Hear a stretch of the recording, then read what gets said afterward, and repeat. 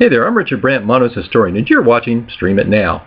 New today on Amazon Prime, 10 Days in a Madhouse, which is not, as you might expect, the biography of a typical Trump White House staffer. No, it's the true story of Nellie Bly, the intrepid reporter who went undercover to expose conditions inside a women's asylum. Also, Another Space Days, the story of a private eye up against aliens.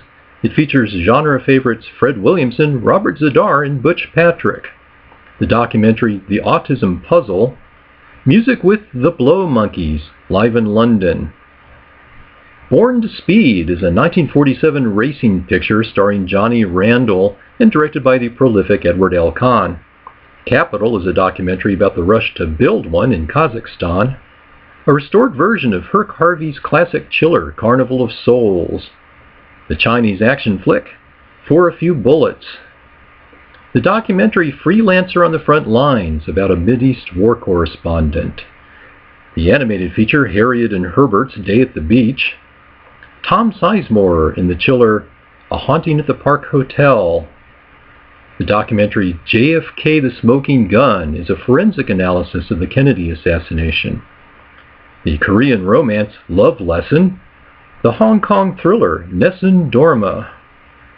And the legendary 1973 exploitation flick Psyched by the 4D Witch, a hodgepodge of seemingly randomly spliced together footage telling the story of virginal young Cindy who's possessed by the spirit of her Randy Witch ancestor. Also, what's billed as the first Chinese horror film from 1937, Song at Midnight, a Chinese version of Phantom of the Opera. A documentary about flamenco in Albuquerque, The Spanish Room. Not your Disney kind of movie, it's Sunday School Musical. And one of the few Sandra Bullock movies not to make any money, Peter Bogdanovich's The Thing Called Love, is a story about aspiring country musicians in Nashville. It stars Samantha Mathis and River Phoenix, who at times seems to be sleepwalking through what would be his last film role. There's the Mongolian horror film The Vault, and a story of two young lovers whose big night keeps going horribly wrong in The Virgins.